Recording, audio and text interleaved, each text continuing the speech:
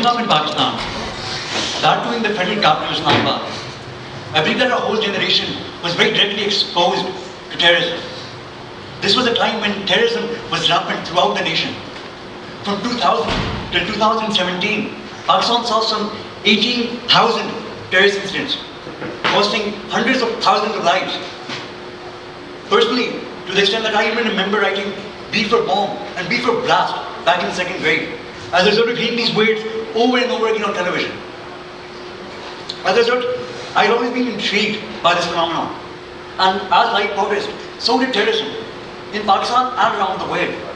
However, one single aspect intrigued me the most, that how one single religion remained at the epicenter of each and every terrorist incident I saw, that be it in Pakistan or all across the globe. That's when I started asking questions and conducting further research into the matter, and whether one single religion, ideology, nationality, or ethnicity had any historical connections with terrorism. But before I talk about terrorism, we need to define what terrorism really is. Now, terrorism does not have one single definition. In fact, there are as many definitions of terrorism as there are parties to a particular incident. However, the most commonly accepted definition is that terrorism is the unlawful use of violence or intimidation by a group or by an individual to pressurize a city government to meet their demands. Now, these demands are mostly political. Now this very definition is very, very interesting, as it has no mention of ideology, religion, nationality, or ethnicity, all of the things that we attribute to terrorism today.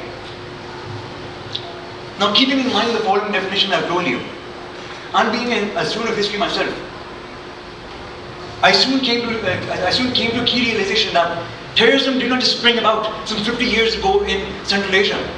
Terrorism, in fact, can be identified in almost every society throughout human history. And that's what I'm going to talk about today. Terrorism throughout history. I want to take you back 2,000 years. In the Middle East, a terrorist organization known as the SASSI were active. Now, this was an early Jewish organization which aimed to overthrow the Roman occupiers. Now, these guys, however, did not target the Romans as one would perceive, but fellow Jews who they deemed as traitors or collaborators with the Roman regime. They would use daggers as their primary weapon, and in fact the word SASSI literally means daggerman.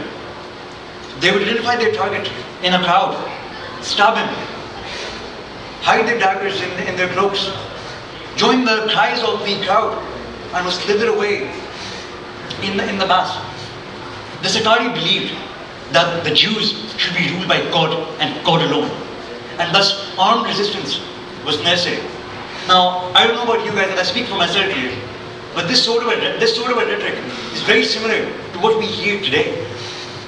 Moving on, I want to talk about another organization, an organization that some of you might actually be familiar with. Pardon me. I want to talk about the Assassins. Now, the Assassins were actually a real organization. They were actually known as the Hashim. The Hashim subscribed to an unorthodox sect of Islam, thus found themselves in a minority. They started using and employing asymmetric warfare techniques to ensure that their political demands were catered to. These techniques, the most prominent technique included assassinations of key government officials or anyone else who would oppose them. Now, the Hashim wouldn't just simply go out and neutralize their targets as did the SASSI. They actually worked on their targets for days, months, years on end, disguising themselves as servants, mystics, and even bodyguards, waiting for the opportune moment to strike.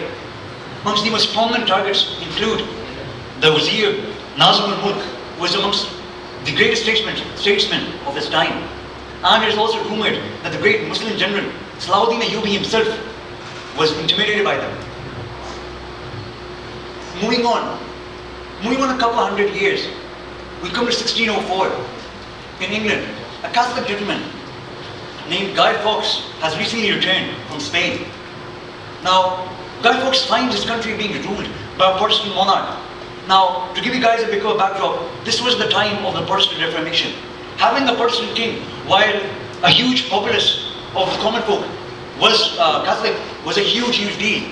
To the extent that Guy Fawkes and a group of some 13 collaborators planned to assassinate the king and replace him with a much more favorable Catholic monarch in a plot most commonly known as the gunpowder plot.